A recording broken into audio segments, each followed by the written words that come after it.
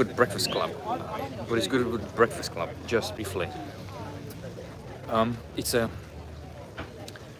used car enthusiast event where when in every several Sundays, every quarter or every half of the year, the Goodwood organises breakfast club, so where you can come, get some breakfast, have a look at old cars, and enjoy your day pretty much.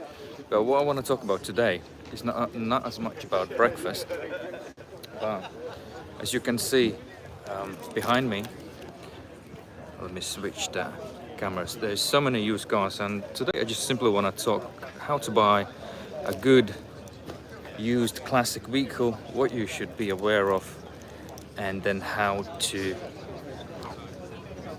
pinpoint where you are, your budget, what you actually want to buy, and would your budget and expectations would actually make a right decision for you at the end of it, and how actually we can assist you with your purchase. Regards to classic cars, you know, all of them look nice as you will walk by. Most of the classic cars in general, they are DIY renovated. Most of them would not have any service history, no heritage, only a V5C and a registered keeper. First of all, you need to understand, buying a used classic vehicle is completely different from buying a used vehicle which you would use it every day. So what you need to understand, first of all, the classic cars will break down. You will spend an awful lot of money, right? So first of all, to get on the right model, make and model, you would need to understand what you actually want, what condition you want, what is your budget, and what you're planning to do with this vehicle. And based on that, you can start really looking. So most of the thing is your budget. Why budget? Is because if you will look on a cheaper cars, there will be so many issues. There will be corrosions, there will be untidy wiring, there will be poor gearbox, clutch, transmission, poor suspension, and everything else. To understand where you want to be is pretty much let's make this explanation simple and not to be too complicated. Is let's divide them in 3 categories.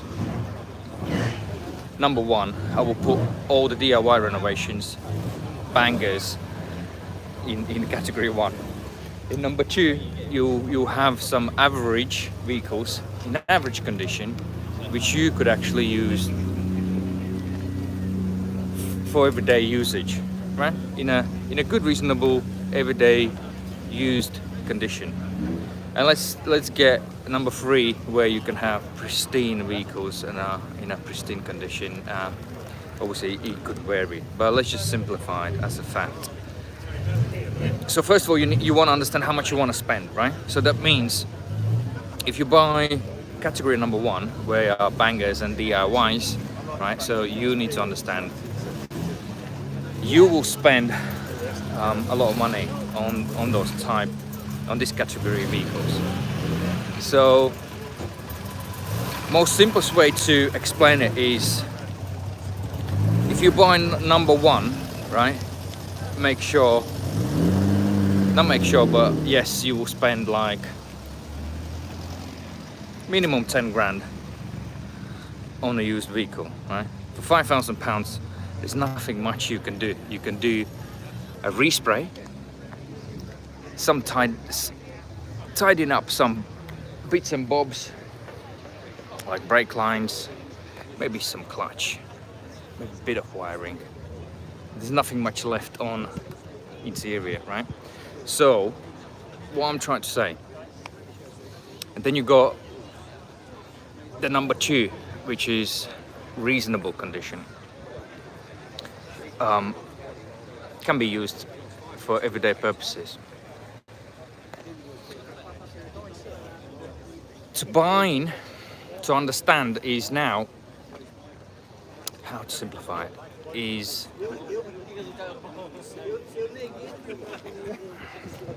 can see some nice cars behind me. Relatively talking, and making some wise decisions would be buying a banger to get as cheap that vehicle as possible and invest money in renovation. That would be most sensible thing, because category number 2 will be done to up to certain standard, but it will never be perfect. So let's say it's been resprayed, renovated, that, like I said, number 2 would be DIY standard. The bangers and the DIY something. But number 2 category would be your DIYs and everyday, mostly enthusiast sort of level work, mostly completely. There is some exceptions, right? So what I'm saying,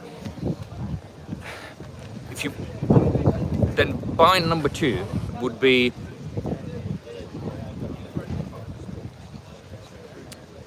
if you're buying number 2 and not knowing what you're buying, you need help to understand if that vehicle is sort of as described.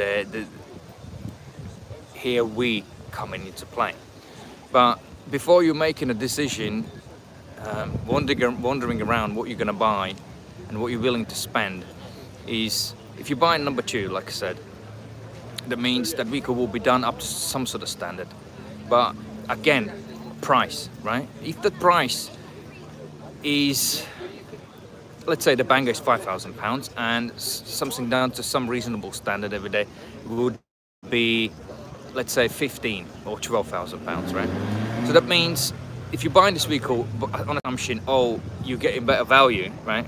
And technically all the issues are still there because the just visual looks are improved, but nothing much underside, engine, transmission, and underside what I mean suspension, right? So that means you again have to invest money. And if the bodywork is not up to your standard, once you bought it because it looked nice, right? And then once you take it home, start washing it, you'll start all naggy issues, mostly around bonnet corners, door shut areas, which are not done to the perfect standard. You're not gonna like it. So then you will decide, okay, you're gonna spend some money on it. But what I said, the number 2 is already people spend some money. They are up to certain standard. They're not perfect. And again, if you buying it as some sort of investment, right, it's unwise decision because it's already done. Somebody already spent some sort of money, and now you're gonna go and rewrite it, redo it again. So that means the decision what you just done buying something everyday usage flawed, because that car is already, let's say, 15,000, right? And now you're gonna spend 10 grand on it. That's already, it gets your budget and vehicle, how much the vehicle will cost you to 25 grand. Eh? But if you buying something already right at the beginning, understanding, okay, I don't really care too much about bodywork. You want a half decent vehicle, and then you're gonna spend the money the way the bodywork needs to look in your standard. Then you can find a good renovation place, which is a key in this, because there's so many cowboys, right? They will charge you cheap money for it. You think you'll pay less, so for you it might look, oh, it's a lot of money, but for, let's say, 5 grand, there's nothing you can do. There's nothing much you can do. What you can do, probably you can get a half decent respray. That's it. That's where your budget simply runs out. So make a right decision right at the beginning. Remember, buying a used car used classic car will cost you a lot of money. So you need to buy, but you need to decide, I'm gonna buy a banger cheap, and then I'm gonna spend about 20 grand on this vehicle and get it right the way I want it. That would be most sensible. I advise when buying a classic vehicle, if you're planning to do some work on it the way you want it, then find the cheapest one possible, where there's not much welding needed on a bodywork, right? Where engine is half decent, but where there's not much improvements done by the previous keeper, owner, or whoever, right? The engine is running, gearbox is working, everything in working condition, right? But if you're planning to fully restore it, full renovation means you do the engine, you do the gearbox, you do the diff, you do the suspension, you do the wiring, you retrim the interior, and you redo the bodywork to as much possible original look, right? That's where you will get the most value at the end of it out, when everything is as original. That would be the most sensible thing to do. But if you're just an enthusiast and you want to drive around, come to shows like that, sit around, get your car, let people have a look at them. Then what you want to do, and when you don't want to spend too much on renovation and you don't want to go in and out of the garages, that means category number 2, you want to find the best vehicle with the best heritage, with the best service history possible, to find out who renovated this vehicle. Have a look the reputation of the renovators, so it comes with some sort of heritage where you can see the repair works has been done to the good quality standard, not to the bodged up DIY standard where somebody at a garage spent his own money to get it up to some sort of scratch, and then you buy it and it's not up to your standard, right? So you need to find out the vehicle has been done to the good standard, bodywork has been resprayed to the good standard, not just to the visually looking good. You know, that's how you will get to some sort of wide decision where you're not gonna waste your money and then spending everything again, going through the bodywork, going through everything else. Well, already that person done because he spent the money. Vehicle price is already much higher than something which would be, I don't know, like that one, a banger, right? So just simply make a wise decision, because with the classic cars you can just simply run like a drain, like a toilet drain. You can just throw all your money in somewhere which you would never make your money back. Again, third thing, don't just look on a classic car purchasing as an investment. You know, all the cheap ones you will never get too much as an investment. If you wanna something already renovated, super classic, it's a completely different league, you know, and different level of the valuation of the vehicle, or whichever vehicle you're going to purchase. Obviously, you've got cheap classic cars with a range between 10 and 20, you know, and then from 20 to 50, and then from 50 to 100, and then from 100 to 300, and from 300 to half a mil or millions. Obviously, it will be, again, depends for what purpose you're buying. Are you a collector? Are you a just simple enthusiast who wants to come around some car meets and enjoy your time, you know? But the main thing is, of all of this, money concern. It doesn't matter. The person buys the vehicle for half a million. For him, that vehicle will still cost a lot of money. Depends who has done the renovation and to what standard the vehicle is, and to what standard the vehicle has been renovated. Don't get mixed up renovation when somebody says it's been renovated. Most of them bodywork just been renovated to some standard, right? But again, if you want to make a wise decision and not throw your money in the drain, start to understand where you are, what you want, what you can afford, and if you can't afford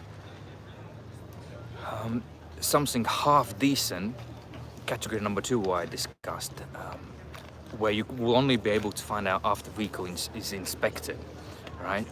But you can obviously, before spending money on inspection, you can recheck the service histories, heritage, who's done it, ask the seller who done the work, let them provide you information, find them on Google, research their reputation, just do all the runaround yourself to before you even go to look at the vehicle, because you'll see the pictures, everything on the pictures, even old and a bit of polish, you know, it will look good. But once you will take home, and probably will have some MOT on it, and once you will get to the first MOT, you know, you will be disappointed. So, like I said, I'll keep repeating myself. Understand where you are, what you want, what quality you want, how much hassle do you want, how much free time do you have, because these vehicles will have problems, you know, and then make a decision how much you value your life, how much problems in life you want, and then start looking on what's on the market, what you can get for that money, what condition you could have for that money, how much money you are willing to spend on it, you know, balance out the vehicle's price, balance out the banger's price, and then compare if you're gonna buy the banger, investing that sort of money, where that, let's say, a bit of valuation, where to make sense of buying the banger or buying something already in a category 2, which could be used for everyday usage, you know, and where that will leave you. If you're buying a banger, investing 10 grand you can do something, but again, not much, right? But at least you will know where you are. So I hope that really makes sense of my long-winded video. But with the classic cars, you can talk all day. Again, when you deciding, let's say you purchase something and haven't used the inspection service, obviously, which you really need to do to understand, is that vehicle as described, right? So what does it mean, and how and when and how we coming into the place? We will go out. We have 4 packages: budget, basic, standard, and premium. Standard is most popular. Inspection starts off £200. For classic cars, we recommend double it up, because it takes 4 hours to inspect a classic car to your consumer standard you would want probably to see. But the quick run through would be standard inspection, 2 hours, and you can understand if that vehicle is as described, how much money you will need to invest, potential repair costs, how the vehicle drives, how it behaves on the road, the brakes, the handling, the transmission operation, clutch or automatic gearbox. Does the vehicle overheat? Is the fan working? Is the thermostat opening? All that information. When you're gonna buy the car, you most likely you will not gonna do it. You will not understand it. And once somebody, an expert, drives the vehicle, will start telling you the vehicle wobbles, it doesn't stick to the road properly, it pulls to the left, it pulls to the right, the brakes is vibrating under braking, etc., etc. So that's where the car examiner comes into place. We can find you a qualified expert to check the vehicle to make sure you're getting the best value for the best value from the deal. And how the inspection will help you, basically will give you the potential repair costs, at least a benchmark, because it's hard to understand to what level you're planning, what is your desired level, desired standard, where you want to get this vehicle up to, how much money you are willing to spend buying this vehicle. But what it will give you, if you put that in the notes, then obviously somebody will understand my budget is this, that's how much I'm planning to spend on this vehicle, etc., etc. And then obviously inspector can understand sort of more your desires. So as you will have potential repair costs, then at least you can make an offer to the used car seller, right?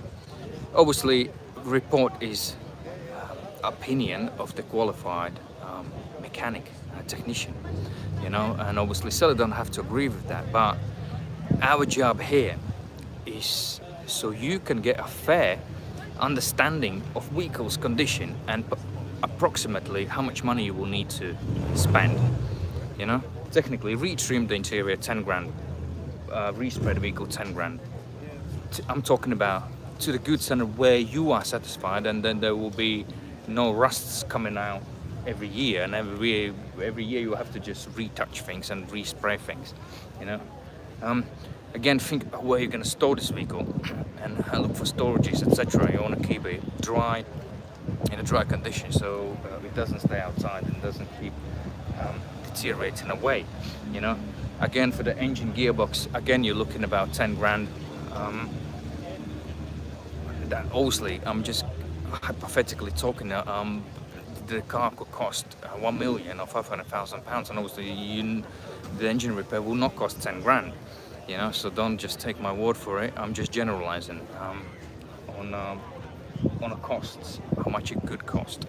Every renovation will be based on, again, A, B, C, 1, 2, 3, to what level you want to renovate.